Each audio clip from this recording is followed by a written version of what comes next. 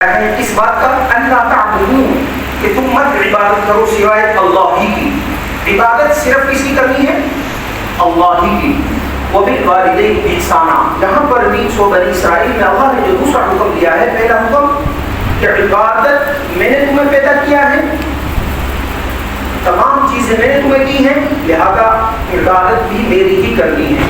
دوسرا جو حکم دیا ہے وہ بالوالدین احسانا، اسباب کے درجے میں تم دنیا میں آنے کے، تمہارا دنیا میں آنے کے سبب تمہارے والدین بنے، تو لہذا وبالوالدین احسانا، والدین کے ساتھ حسن سلوک کرنا ہے.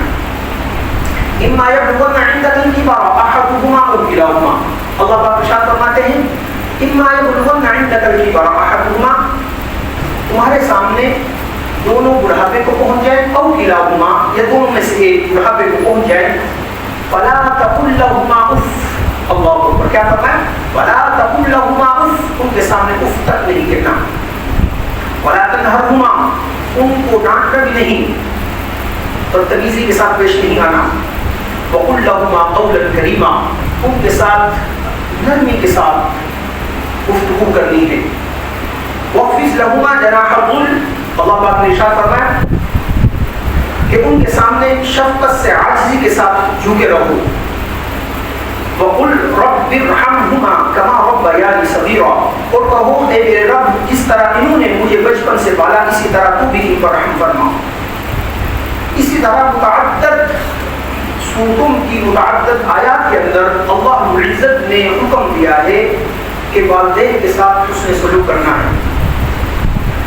میرے عزیز دوستو، ماں کی عظمت احادیث مبارکہ کی روح سے سیدنا معاویہ رضی اللہ تعالیٰ عنہ بیان کرتے ہیں کہ سرکار دو عالم صلی اللہ علیہ وسلم سے عرض کیا گیا، یا رسول اللہ صلی اللہ علیہ وسلم، کہ ہم کس کے ساتھ سب سے زیادہ نیکی کریں؟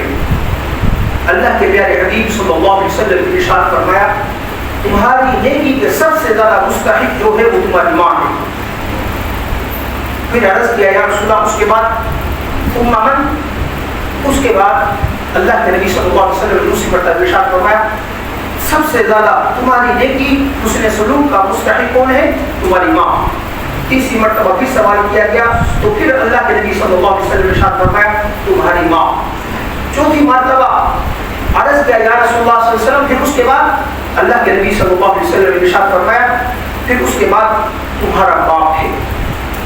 پھر ثم الاقرب فالاقرب، جو تمہارے قریبی رشتہ دار ہیں ان کا تمہارے اوپر حق ہے، ان کے ساتھ تم حسن سلوک کرو. میرے عزیز دوستو دیکھیں، اللہ کے نبی صلی اللہ علیہ وسلم نے اس حدیث مبارکہ کے اندر 3 مرتبہ جو حکم دیا ہے وہ اس بات کا دیا ہے کہ تمہارے سب سے زیادہ نیکی کے مستحق، حسن سلوک کے، اچھے اخلاق کے مستحق کون ہے؟ تمہاری ماں. 3 مرتبہ کے بعد ارشاد فرمایا تمہارا باپ. آج ہمارا معاشرہ کس طرف جا رہا ہے؟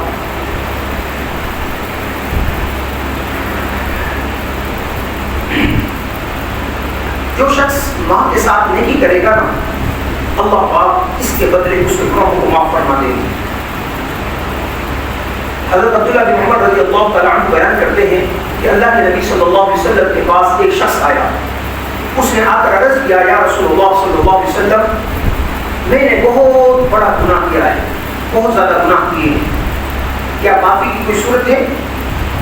میرے حبیب صلی اللہ علیہ وسلم نے پوچھا تمہاری ماں زندہ ہے؟ عرض کیا یا رسول اللہ صلی اللہ علیہ وسلم میری ماں زندہ نہیں ہے. پھر پیارے حبیب صلی اللہ علیہ وسلم نے پوچھا تمہاری خالہ زندہ ہے؟ عرض کیا یا رسول اللہ صلی اللہ علیہ وسلم میری خالہ زندہ ہے. پیارے حبیب صلی اللہ علیہ وسلم نے ارشاد فرمایا پھر جا کر تم اپنی خالہ کے ساتھ حسن سلوک کرو، اللہ رب العزت اس کی برکت سے تمہارے گناہوں کو معاف فرما دیں گے. ماں کے ساتھ حسن سلوک گناہوں کو ختم کرنے کا سبب ہے. یہ پیارے حبیب صلی اللہ علیہ وسلم کا فرمان ہے. اب دیکھیں حدیث مبارکہ میں کیا فرمایا، حسن سلوک کے ذریعے سے تمہارے گناہ معاف ہو جائیں گے، اور بدسلوکی کے ذریعے سے پھر کیا ہوگا؟ گناہوں کا پہاڑ انسان کو پڑا جائے گا. اس سے بڑا بدبخت کوئی نہیں ہوگا جو اپنے ماں باپ کا نافرمان ہو، خصوصاً ماں کا مسلمان ہو، والدین اسی میں شامل ہیں۔ جو شخص یہ چاہتا ہے کہ اس کے اوپر دنیا کے اندر پریشانیاں نہ آئیں، ہر شخص چاہتا ہے، تو ایسا شخص تو نہیں، اگر آئے تو اللہ رب العزت دیکھو یہ دنیا ہے، یہ اس میں کبھی انسان کو خوشحالی ہے، کبھی جو ہے نا بدحالی آتی ہے، کبھی آ بھی جائے تو وہ فوراً ختم ہو جائے، رفع ہو جائیں، دور ہو جائیں، ان کے لیے ہمیں کیا کرنا چاہیے؟ صحیح بخاری کی روایت ہے،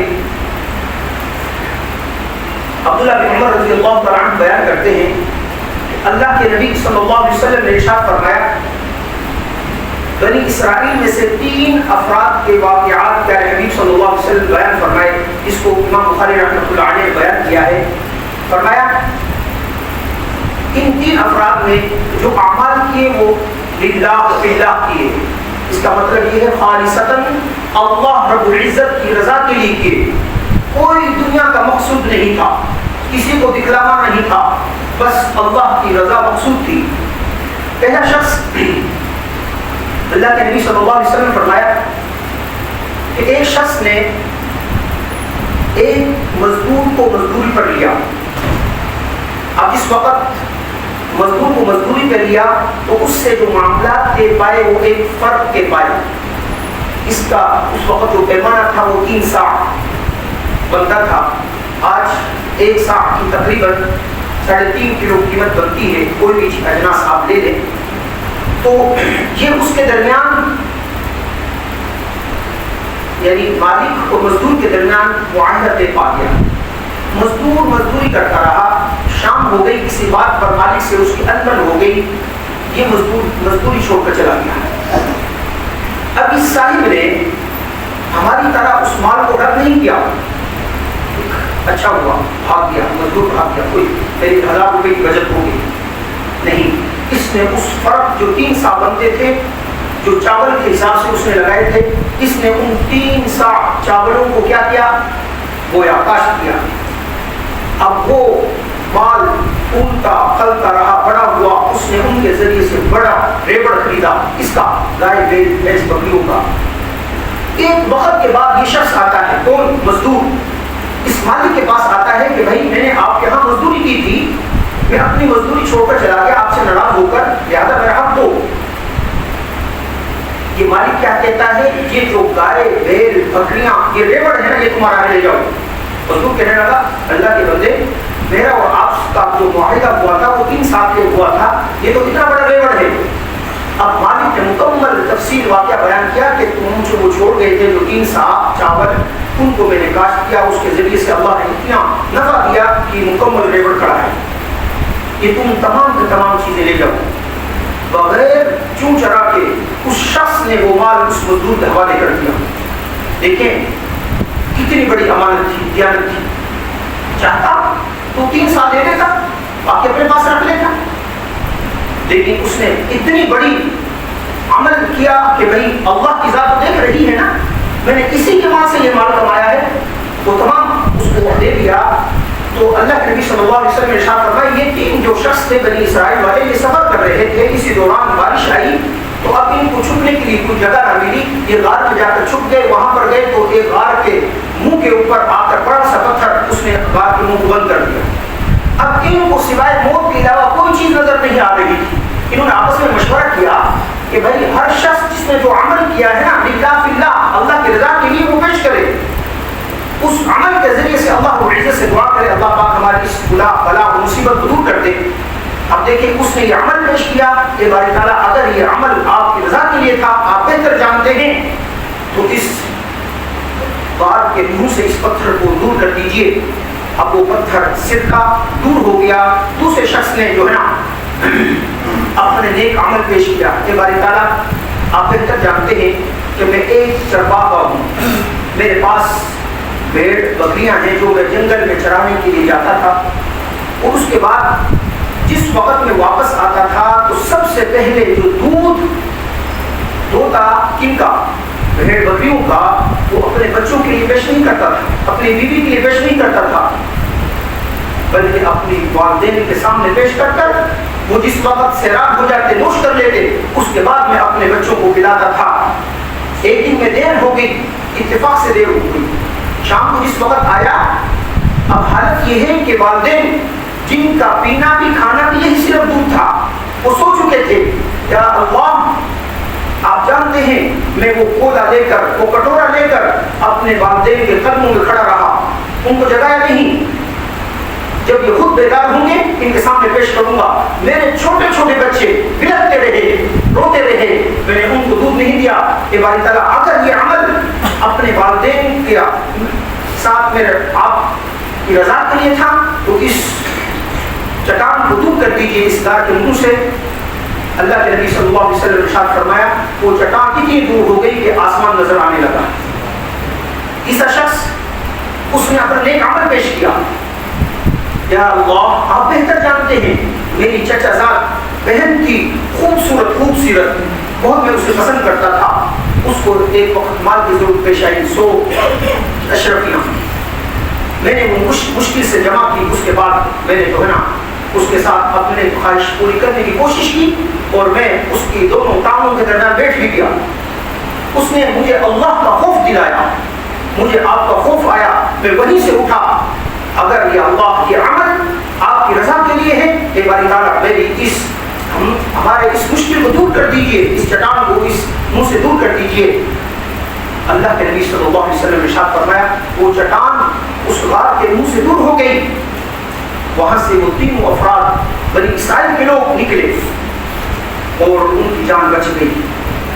میرے عزیز دوستو، یہ بنی اسرائیل کے لوگوں کے واقعات ہیں کہ جس وقت انہوں نے نیک اعمال کی، امانت دیانت کا مسئلہ جو ہے نا اس کو مکمل کیا، والدین کے ساتھ اتنا حسن سلوک کا معاملہ پیش کیا اور اپنی عفت اور پاک دامنی کو برقرار رکھا، اللہ رب العزت نے مشکل ترین حالات سے ان کو نکال دیا۔ یہ میرا اور آپ کے لیے ایک اس حدیث کے اندر سبق ہے کہ اگر میں اور آپ چاہتے ہیں مشکل ترین حالات سے ہم نکل جائیں تو ہمیں اصول اپنانے ہوں گے، امانت دیانت کو اپنانا ہوگا، والدین کے ساتھ حسن سلوک کرنا ہوگا اور اپنی نظروں اور شرمگاہوں کی حفاظت کرنی ہوگی۔ اللہ اکبر، حالات بڑے حساس ہیں میرے عزیز دوستو۔ زنا عام ہوتا جا رہا ہے، سستا ترین ہو گیا ہے، اس کے برعکس شادی نکاح مشکل ترین ہوگی، مشکل ترین ہو گئی ہے۔ بچے پریشان ہیں، والدین ان سے زیادہ پریشان ہیں، نتیجہ کیا نکلا؟ زنا آسان ہے۔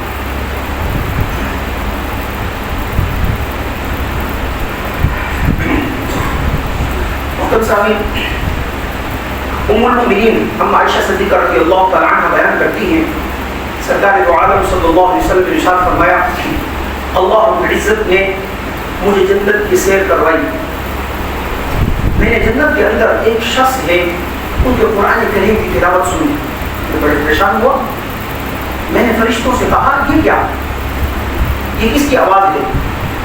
تو فرشتوں نے کہا یہ حارثہ بن نعمان رضی اللہ تعالی عنہ کی آواز ہے، یہ قرآن کریم پڑھ رہے ہیں۔ میں نے کہا کہ حارثہ بن نعمان تو مدینہ کی گلیوں کے اندر ہے، مدینہ کے اندر بہتر قرآن کریم پڑھتے ہیں۔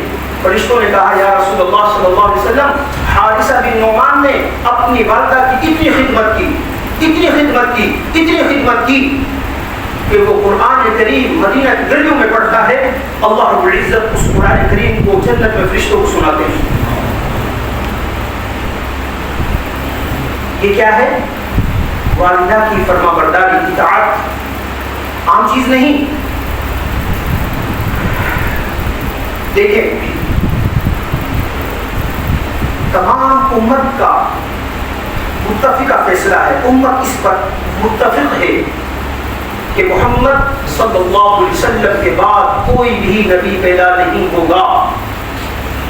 جو دعویٰ کرے وہ جھوٹا کذاب دجال دیوس کو ہو سکتا ہے، نبی نہیں ہو سکتا۔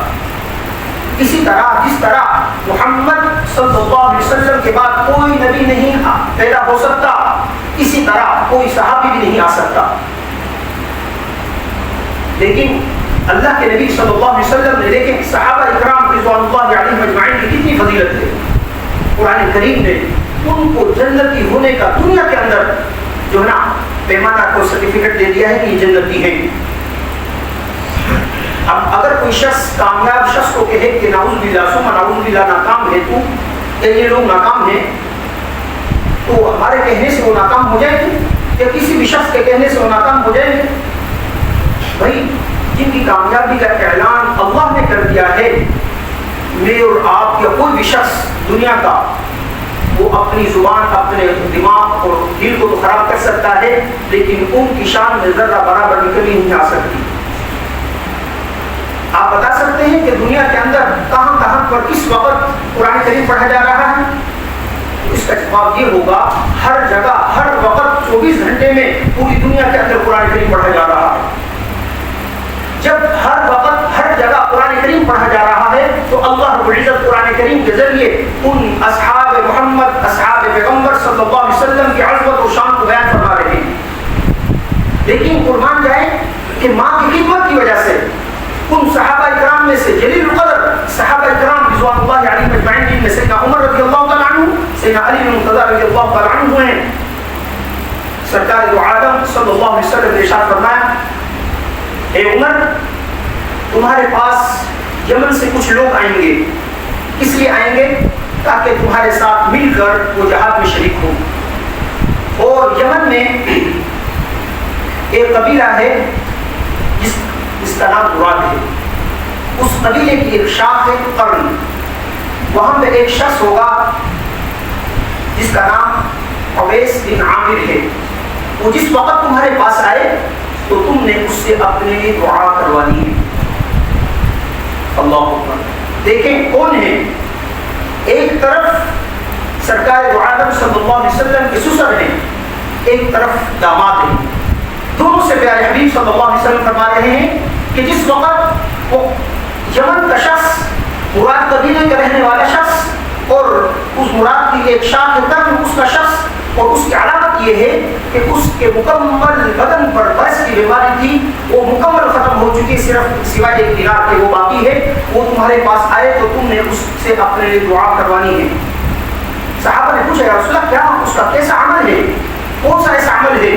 اللہ کے نبی صلی اللہ علیہ وسلم نے ارشاد فرمایا کہ وہ اس نے اپنی ماں کی اتنی خدمت کی ہے، اتنی خدمت کی ہے، اتنی خدمت کی ہے، جب وہ اللہ کے سامنے اپنے ہاتھ کو اٹھاتا ہے اللہ کبھی بھی اس کے ہاتھ کو رد نہیں فرماتے. میرے عزیز دوستو، یہ اس صاحب کی بات ہے جو اپنی ماں کی خدمت کرتا ہو. اندازہ لگائیں اس ماں کی کیا قدر و قیمت ہوگی جس کے بدلے اس صاحب کو اتنا مقام ملا ہے.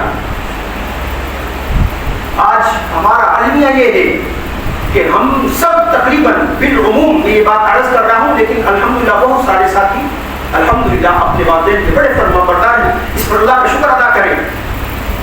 ہم والدین کے سب سے بڑے نافرمان ہوتے ہیں، لیکن دعائیں پیروں سے کرواتے ہیں. انکار نہیں، پیروں سے دعائیں نہیں کروانی چاہیے. مولویوں سے کرواتے ہیں، علماء سے کرواتے ہیں، مفتیان اکرام سے کرواتے ہیں، نیک لوگوں سے کرواتے ہیں. میں منکر نہیں ہوں، کروانی چاہیے، بچوں سے بھی کروانی چاہیے، لیکن سب سے بڑے تمہارے گھر کے اندر دعاؤں کی فیکٹری جو ہے وہ تمہارے والدین ہیں. اگر تم اپنے والدین کی نافرمانی کر کر دنیا بھر کے کتب ابدال اور جو ہے نا ان لوگوں سے دعائیں کرواؤ گے تو ذرا برابر بھی کوئی فائدہ نہیں ہوگا. یہ ہمیں قرآن حدیث بتا رہا ہے. اللہ کے نبی صلی اللہ علیہ وسلم کے پاس ایک شخص آیا. اس نے عرض کیا یا رسول اللہ صلی اللہ علیہ وسلم، بدو تھا. ابن عمر رضی اللہ تعالیٰ عنہ بیان کرتے یا رسول اللہ میں آپ کے پاس آیا ہوں، میں سے بہت لمبے چوڑے اعمال نہیں ہوں گے. میں نماز پڑھوں گا، اس کے بعد شہادتین کے بعد یعنی کلمہ کے بعد نماز پڑھوں گا، زکات ادا کروں گا، رمضان مبارک کے روزے رکھوں گا، حج کروں گا. یا رسول اللہ صلی اللہ علیہ وسلم یہ میں کام کروں گا. اللہ کے نبی صلی اللہ علیہ وسلم نے ارشاد فرمایا اگر تو یہ عمل کرے گا تو تو جنت میں جائے گا. شرط کیا ہے؟ شرط یہ ہے تو اپنے والدین کا نافرمان نہ ہو. اللہ اکبر. کیا فرمایا؟ شرط کیا ہے؟ یہ تمام کام کر کر تو شرط یہ ہے کہ اپنے والدین کا نافرمان نہ ہو، تو ضرور کی ضرور جنت میں جائے گا. میرے عزیز دوستو، آج پیارے حبیب صلی اللہ علیہ وسلم سے پوچھا گیا یا رسول اللہ قیامت کب قائم ہوگی؟ اللہ کے نبی صلی اللہ علیہ وسلم برملا فرمایا قیامت کے وقوع کا صحیح علم صرف اللہ کی ذات کو ہے. سورہ لقمان کی آخری آیت کبھی بھی آپ پڑھ لیجیے, ہر کتاب قرآن کریم کی تفسیر کے اندر موجود ہے. ان اللہ عنده علم الساعة وينزل الغيث ويعلم ما في الارحام وما تدري نفس ماذا تكسب غدا وما تدري نفس بأي أرض تموت. 5 چیزوں کا علم اللہ رب العزت کے پاس ہے, ان میں کیا قیامت بھی ہے. لیکن علامات قیامت کا نبی صلی اللہ علیہ وسلم بیان فرمائے. علامات قیامت کیا ہیں؟ حضرت نبی صلی اللہ علیہ وسلم نے حکم فرمایا قیامت کے علامات میں سے یہ ہے کہ ایک بچہ نوجوان وہ والدین پر اپنے دوستوں کو ترجیح دے گا. دوستوں کے لیے گھنٹوں ٹائم ہے, وقت ہے, وقت نہیں ہے تو والدین کے لیے نہیں ہے. یہی نوجوان ساتھی اپنی بیوی بچوں کو لے کر گھر سے اٹھائے گا, بہترین پہلے ترین ریسٹورینٹ میں جا کر اچھے خاصے پیسے خرچ کر کر کھانا کھائے گا. لیکن اگر کبھی یہ والدین جو بزرگ ہو چکے ہیں, جنہوں نے اپنی جوانی قوت کو اس نوجوان کے ہڈیوں کے اندر ڈال کیا ہے, یہ کبھی مطالبہ کر دیں تو کیا گزر پیش کریں, کیسے نہیں گزارا نہیں ہو رہا. مہنگے ترین لباس پہنیں گے, کبھی والدین بھولے سے کبھی آرزو کر دیں, پیسے نہیں ہے, وقت نہیں ہے. اگر وقت ہے تو دوستوں کے لیے ہے, عزت ہے تو دوستوں کے لیے ہے, والدین کے لیے کوئی عزت نہیں. میرے عزیز دوستوں, بڑا حساس مسئلہ ہے.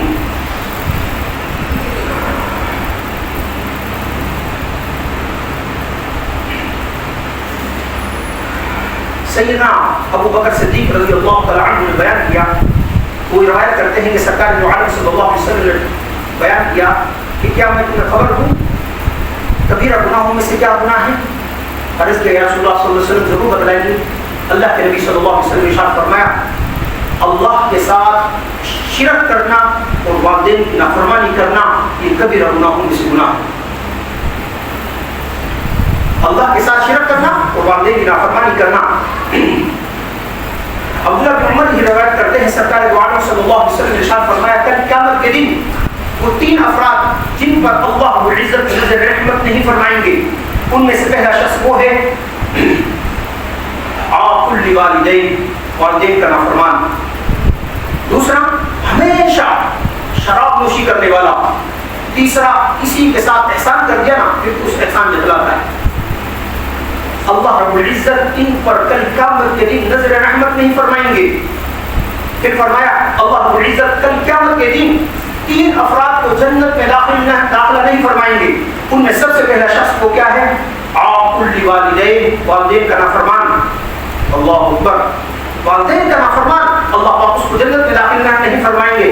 اور فرمایا دجوس گھر کے اندر فحاشی عریانی عروج پر ہے, اس کے کان پر جوں تک نہیں ڈنگتی. بس الامان والحقیق اس کی تشریحات بہت علماء نے بیان کی ہیں, خود پڑھ لیجیے گا. بڑا حساس مسئلہ ہے, اس وقت بہت ہی زیادہ حساس مسئلہ ہے. تیسرا ایسی عورت جو اپنا بناؤ سنگار مردوں کی طرح کرتی ہے, یا ایسا مرد جو اپنا بناؤ سنگار اوڑھنا بچھونا چال ڈھال عورتوں کی طرح کرنا چاہتا ہے, یہ آج عام ہے. اللہ کے نبی صلی اللہ علیہ وسلم نے ارشاد فرمایا, جس وقت یہ مشہور حدیث ہے آپ حضرات نے 12 مرتبہ سنی. اللہ کے نبی صلی اللہ علیہ وسلم نے جس وقت منبر رسول پر قدم مبارک رکھا تو کیا فرمایا؟ آمین. 3 اشخاص کے لیے بددعا کی گئی. اللہ کے نبی صلی اللہ علیہ وسلم اس پر آمین کہنے والے ہیں. بددعا کرنے والے کون ہیں؟ سیدنا جبرائیل علیہ السلام, ملائکہ کے سردار. اس پر مہر لگانے والے کون ہیں؟ امام الانبیاء, انبیاء علیہ السلام کے سردار.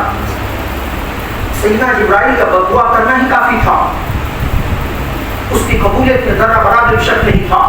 لیکن پیغمبر اسلام صلی اللہ علیہ وسلم نے اس پر جو مہر لگا دی نا آمین کہہ کر, میرے عزیز دوستو, فرمایا جس شخص کے سامنے اس کے والدین میں سے دونوں یا ایک بڑھاپے کو پہنچ جائیں, اس کے بعد وہ ان کی خدمت کر کر جنت نہ کمائے, فرمایا ایسا شخص ہلاک اور برباد ہو جائے. اللہ کے نبی صلی اللہ علیہ وسلم ارشاد فرمایا آمین. میرے عزیز دوستو, دنیا کے بے شمار واقعات ہیں. چیچا بتنی کا ایک واقعہ ہے, بس آخری بات عرض کر کر مشاہدات میں دین پور کے ایک بہت بڑے عالم تھے، وہ بیان بہت بڑے واعظ تھے، بیان کر کر چیتاوتی سے نکلے تو گنگا نالا چیتاوتی سے جو گزرتا ہے وہاں پر ایک شخص کو دیکھا، اس نے بلایا، وہ شخص گندے نالے پر چارپائی پر بیٹھا ہوا تھا، بیٹھا ہوا تھا. اس نے دور سے آواز دی، مولوی صاحب میری بات سننا، آپ واعظ ہیں، واعظ کر رہے تھے، آپ کی تقریر میں سنا تھا. جی میں ہی. کہا کہ میری بات سن لو، میرے پاس آنے کے لیے کوئی تیار نہیں، میرے جسم سے دیکھ رہے ہو بدبو نکل رہی ہے، اعضاء کٹ چکے ہیں، میرا قوم بھی کٹ چکا ہے، میرے جسم سے بدبو نکل رہی ہے، لہذا میرا واقعہ لوگوں کے سامنے عبرت کے لیے بیان کیا کرو تم.